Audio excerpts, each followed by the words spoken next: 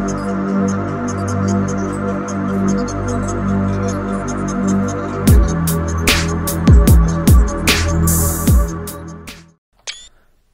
everyone, it's Dratnor from Deca Gamers.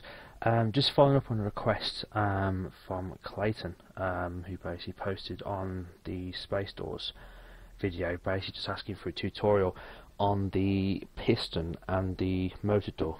So basically just going to go over that now. So if we get into the game, first one I'll start off with will be just the general motor door, because that is the easiest out of the ones to actually physically do. So first thing we'll do is, if we just kind of copy sort of the idea that we had over there, it shouldn't be too hard. So if we just make some sort of standard shape, basically just for a door, it just hasn't got to be perfect. Obviously when you're making your own doors, you can actually make it any shape you want, because obviously the door itself attached to the motor will be on the opposite side. So if we just do general, so if we basically just make this the same sort of shape on either side for now, that should be okay. Yep, okay, right. So obviously the main part behind this is the actual motor itself, but of the other thing we're going to be using for the control panel this time is actually going to be a generator, because you don't always have to use a cockpit. As long at the moment, based on the way Space Engineers is made, you can access the GUI interface for the control panel using K on any standard control. So we're still going to be able to access the actual rotors without having to put a cockpit in the way, which we did on the first attempt, which looks pretty much daft. So we'll get our motor out.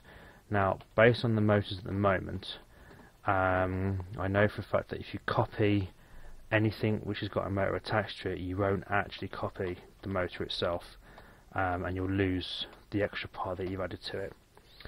So just bear that in mind when you're making a shape, especially the piston one, where you have to make it one way. If you make it, as I'll show you when I go over to it, but if you start making it basically in the backwards, so you start with the door and then you work your way up, you're basically going to be stuck, because you have to work off the motor. What's that to save? So I'll stick the motor in, and obviously I'll just show you again. If you use K on the control panel on this one, you can see there's our rotor. So it's already accepted that it's part of the actual base which comes off the asteroid over there. So our next part is to just make the actual door. So as I was saying, here's our opening for the door, which can be any shape, and how deep you want it to be. Just bear in mind, as I said, that the motor itself, when you bring the door part, inner part door, off the motor, you need to leave a gap. If it gets stuck, it basically won't work. So if we just do a standard square on this one for now, or rectangle. Like I said, you can make it pretty yourselves later on, just so it shows that you have got an inner part to the door.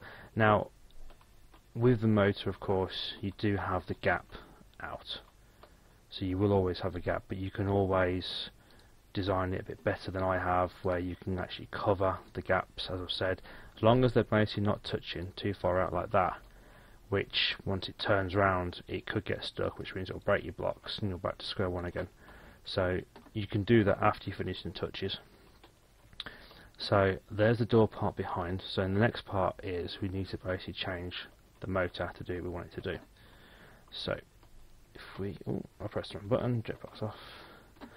So if we go up to the control panel and press K, there is our rotor. So at the moment it's unconfigured, and if we just turn it on, it basically just at the moment won't do nothing at all, because we've not told it to do anything. So what we need to be doing on the rotor, because, well, obviously it depends on which way you want to do it, but the way I'm going to be doing it is basically at a 180 degree angle. So it will go to 180 degrees one way and then come back to the present location.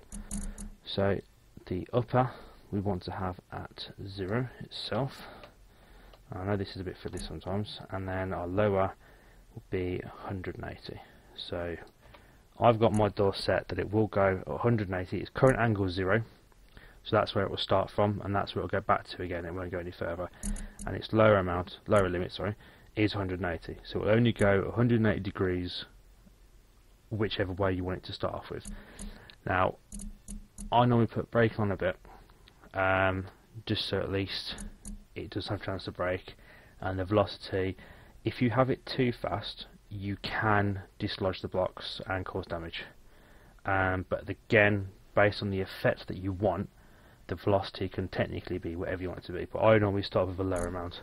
The rotor will not use any of this configuration until you come out of the terminal screen. So if you've got multiple rotors working so many doors, as in the first tutorial I showed you, nothing will happen until you actually leave the terminal page. So you can do all your changes to the rotors you want to do. You can have them all time set, so one of them is faster than the others, which will basically give that sort of time effect in between the doors. So we've set the rotor 2 up. We're going to now leave the terminal and step backwards. As you can see, the door starts to move. It's only going at a small speed, as I said, because that's the sort of effect I like, with slow opening doors. If you change the inner blocks that are turning around now, obviously you won't get a normal square effect. You'll get like either a round effect or however you basically want to do it.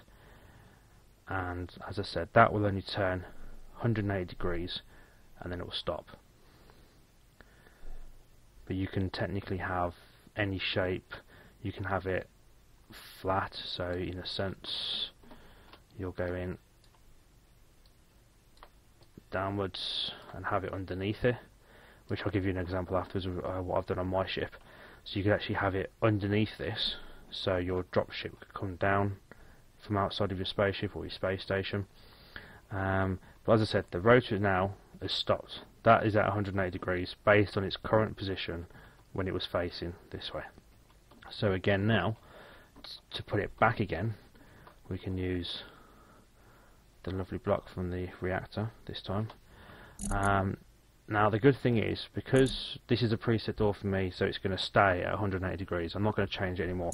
You don't now need to change the lower limit or the upper limit. They can stay the same. Your brake input can stay the same, your torque can stay the same. So all you'll have to do now to open and close it, up until the point where hopefully space engineers will create some sort of macro on some terminals or wireless controllers where you'll be able to open the doors remotely. All we need to do is play around the velocity. So we now need to go into a plus side because we're in minus. Again, whichever speed, come away, and now that'll close. And again, its 0 position was inside.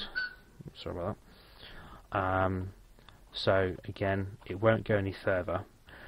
What I have noticed is if you do have it at a higher speed, you can basically bounce. So it will get to the point where it's meant to be 0 or 180 or whichever degree you've put it at. It will actually bounce and go back on itself, which is basically when you get issues with the door not closing properly. So which is why I've always gone for a slower speed. What you can do to help out with the doors, if you have a design door where you want it to be fast, what you could do is actually use landing gear on the bottom, but obviously that might look a bit messy, but you know, you could actually have landing gear. So if you was to go a bit fast, the thing is, this probably won't reach it properly due to the fact that the blocks themselves already will be touching it. So, oh no, right there.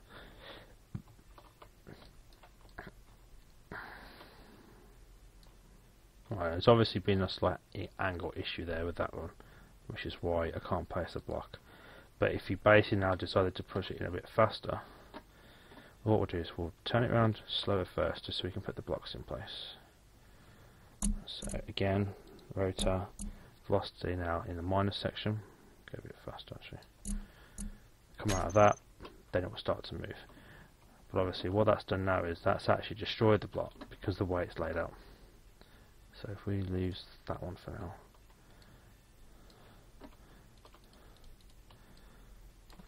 okay, but it might bounce now, we'll see.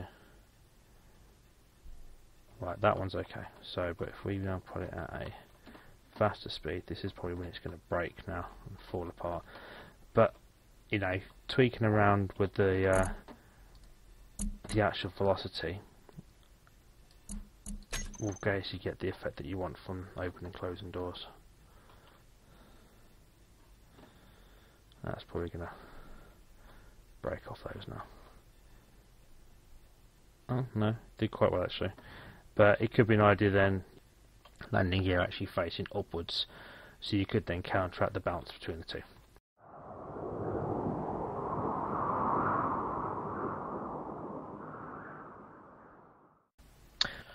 Okay guys, I just brought you to another saved world, just to basically give you an idea of some of the ways I've used the rotary doors. We're in basically the main sort of hangar area for one of the big ships I've been working on every now and again, called the Tombstone. Here's one of the ideas with the rotaries. This obviously now is a side one, so the rotor is actually in there. Let me just go to our camera view. The rotor is inside there, so obviously this one itself will spin round so it faces underneath the ship. Yeah, that is a bit of an excessive weapons pad, but it basically will decimate.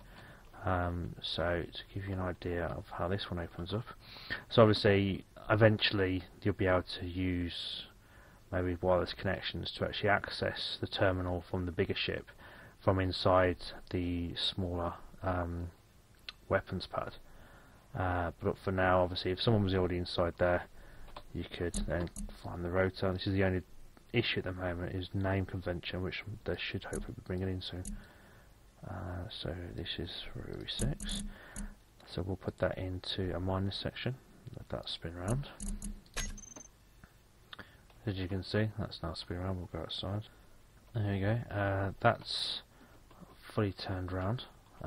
So obviously now this is actually facing, in a sense, the right way for this cockpit. As you can see, as I said, it's a little bit excessive.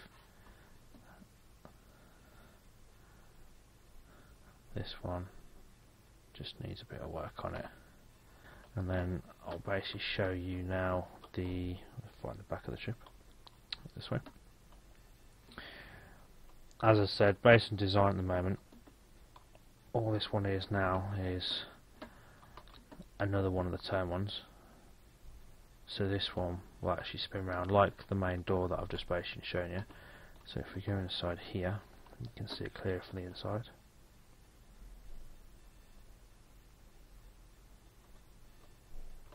So we go up here. We'll jump back off for now.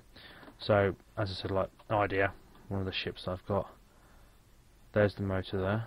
So again, we can access this control panel here. Find rotor 3. There's quite a lot of thrusters. I've gone the wrong way. Rotor 3. And again, we'll now turn this into a minus. And that should now open the bay door. So obviously if I was in that ship now or someone else was, bay door's open, basically you can come out of it. As I said, at the moment it's not done for prettiness, it's just that it works. And there we go, that stopped. And I've got one on the other side as well. To give you an idea of how big this ship this is, as I said, it's still work in progress. I'm still using a lot of the ideas in the game to basically make this thing up. Main cockpit. Some different type of turret stations I've been working on. You've got automated versions once they come into place. You've got manual ones. This is basically double barrel cannon. There's one either side of the complex, and these also eventually will be some sort of automated, and then manual station, the manual station at the backs. So for this ship it is mainly a lot of people would need to man it to make it actually work. What we'll do now is then we'll go back to the other world and I'll show you the piston doors.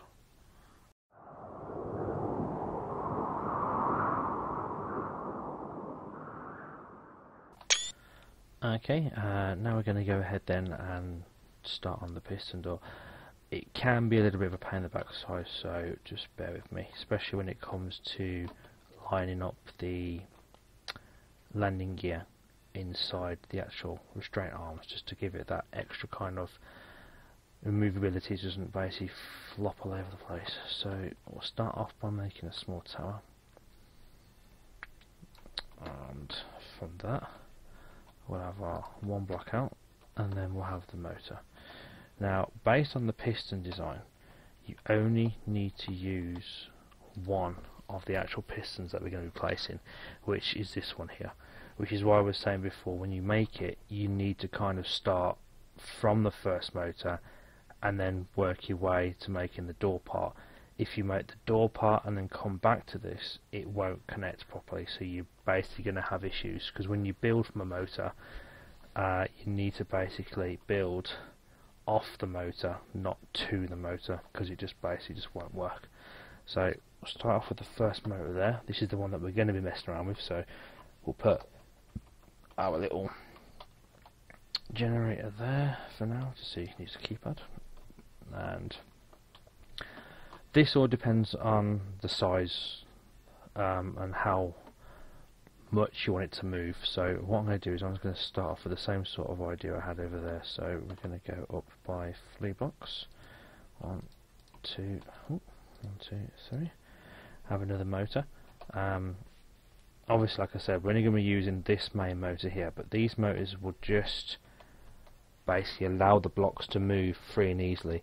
Unless you give the commands to an actual motor, the motor itself will still allow the block on the other end to move, but it basically won't be controlled by you. It will just automatically move the way it basically has to turn.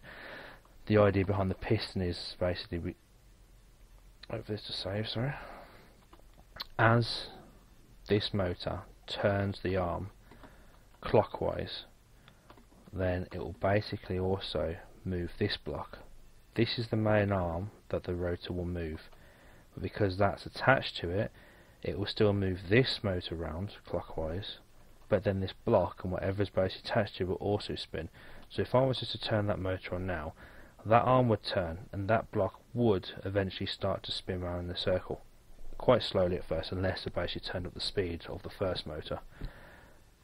So we'll go motor, and then what we'll do is we'll come down 1, 2, 3, we'll go to 8, and then we'll put another motor on here. Right. So this is the motor which will actually hold the door part in place, the one that'll be raising up and down. That's the one we'll be using. These two here will basically be turned off, but will still rotate, only based on the fact of how much this one will turn around. Like big carpet, you know, big old steam pistons, the top part was always turning around, but obviously it moved the other components attached to it, because that one was basically given the movement. So we'll also then, off this one here, if we just go 5 up for now, and as we've done over there, I'll just quickly take you over just to show you. I'll show you exactly what I mean. So if we basically turn this on, oh, and there's no gravity, so going a bit fast. No, they are on. If I just quickly turn this on, I'll show you exactly what I mean. So I'm hoping this is rotor 1. Put in a plus.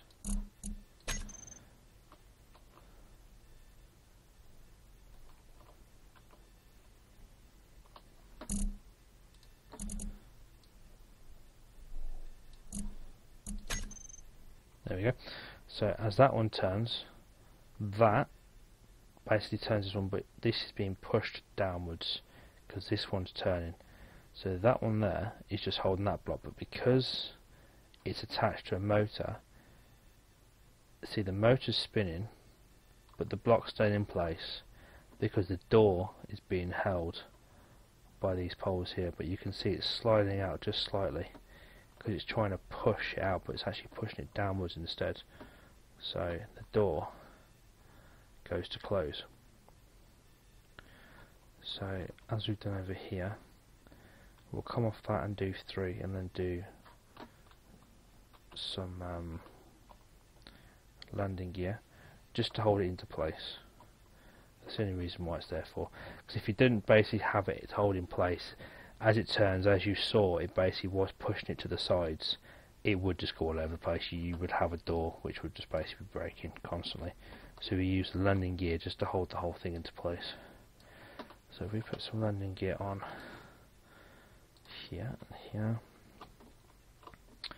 and we'll do one there and there, and then what we'll do is we'll also just come down a little bit more.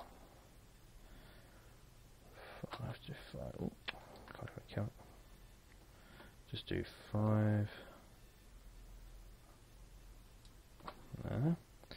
Again, we'll put some more landing gear, finishing it off at that point there. So what we need to do now is make an arm which will come off here.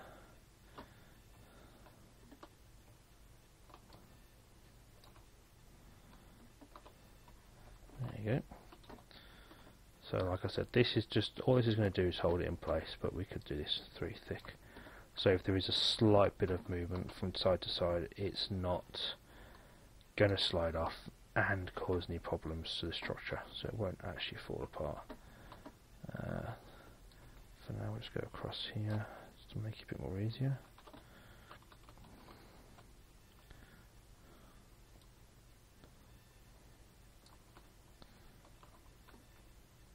Oh, no, did too much. One out. Drag this up here. So we're just copying both sides just to make sure that it's going to be okay and it's not going to fall apart, because obviously this is the part here that's going to be moving up and down based because on the piston rotation. That arm there will push these blocks down, so we want to make sure that we've got a bit more stability on these. But I just need to attach it to this part. You can't have it underneath. Well, no, you probably can actually. You just need to be careful based on how much movement this will actually have now. So if we base this off our block, this technically now is open. So wherever the door notch would be, this would actually be an open position. So if we now go over to our motors, which is here, so as I said, we need to make sure we're only touching the first motor, which is this one. Now because this engine, sorry not engine, reactor is attached to this base here, which is basically a structure also linked to these ones, this should only show 2 reactors. It will show the first one that we used over there, and it will show the second one here. These ones won't be shown at all on this because you're attached to this structure, which is using this motor. If you were to put one on here instead, you would then pick up that motor, and again if you put one on here, you'd attach to that motor. So this is why I was saying we only need to mess around with the first one. The other 2 will automatically move freely, which is what we want them to do. We don't want the whole thing to be automated. You just want the first one. So it will attach to here, and as I said, because we've only used 2 motors on the one structure already, we need to use rotor 2. As you can see, it's already off anyway, and that one was on. Right, so let's mess around with this one. So we need to obviously turn it on, put a breakage on. Now with this one, again, it's going to be 180 degrees. So because we want it to turn all the way around, so it's basically underneath it. So it will be 180. So let's click on that one, rotor 2 again, so we go to 0, because this is where its set position is laid in. And we want this now to be minus 180. Put it in minus. There we go. So that arm is moving. That is basically pushing this bar down, which in turn is pushing these blocks downwards. But as I said, because these blocks are using the landing gear to keep it stable and straight, this part of the back, yeah, looks like it's bowing, but it's not. It's actually fine, because this is the part it's pushing downwards, but this is being stable because of that. Now this here now is basically your closed position. So when that finishes turning, which is there, 180 degrees now stopped, this here is as far down as you need to go. So this, in a sense, now is where you would basically do your door. So you could either have it coming directly off this, you could have it coming in front of it, behind it, but I'll just do just a quick block. Well, actually we'll change the colour. So, oh, no, no. I'll colour the block in. Okay, so we don't have too much there, because we don't really want it to go any past there, because obviously that's when people will start to see the actual landing gear.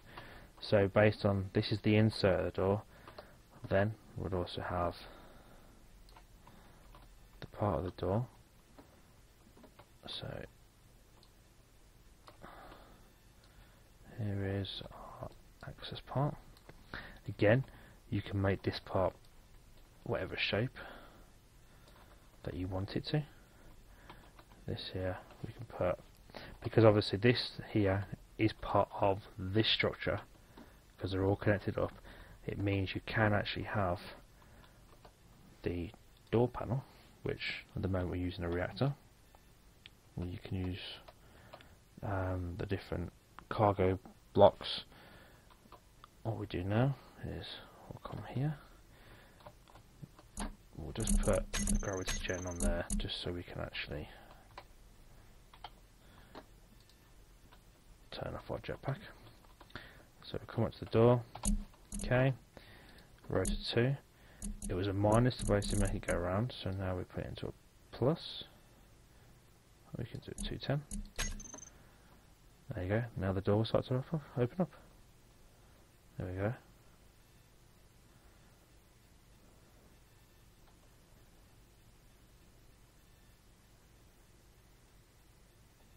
There we go, so there you can actually now back on again. There's your door, whether it be walking through it again. You can make it all pretty on the inside. Just make sure you don't put any blocks which is going to affect this, because if there's any blocks in place it will basically be damaging this and it will damage the block that you've put in the way. But then you can cover all this up, and again the same sort of thing with the rotary. You could have it flat down, so you could actually open up underneath a ship or underneath a station, so you could actually have drop ships coming out of it, and that's basically how you use the rotary ones. Sorry, the piston doors. So you use one piston to actually control the arm. The arm can be any length that you want it to be. Obviously the more length in the arm, the more drop that you'll have from the door. So you're only using the one rotor to automatically move the door up and down. Then you have two other rotors just to basically keep the blocks in place, and then to keep the door in place you use your landing gear to keep it so it doesn't wobble around. So if we move the landing gear now, so there's no landing gear, that's just a block there. So if you wasn't to have these blocks here, but we'll leave the blocks there so you can see the movement it will have. If we now just click on it, rotor 2, we'll put it into a minus. Okay, so that now turns, that's turning, but because now there's no stability, you can see it now drifting across. And that's the impact you're going to have, because this is now basically a free moving object, so it will basically turn. Once that gets to a stop, it's now basically going to be angled, because this small arm is the one that's moved. That's moved 180 degrees. That motor there, rotor, and that rotor in there, oh, where's it gone? There it is. They're free use, so there's nothing basically stopping them now to keep turning. So if you actually made that a bit quicker, to say, you'd see what sort of, sorry, minus, we go to plus. I want the door open up quickly. There you go, that's open up quickly, but then there we go. You're basically going to have the door out of shape. If you had ridges coming off it or corner blocks or anything else, it's slanted blocks, it's going to do damage to the sides. So that's why we used the landing gear, just to keep it straight as it's going down and going back up again. You can make these any length. You could probably have it so if you wanted to have a big door, you could actually have 4 of these. So using like a crosshead, so you got one top, one bottom, one left and one right. So you could actually make a door look like it's open like 4 parts. If you are basically quite clever, you could probably have it so the blocks themselves would be jagged, so they'd actually slot into each other.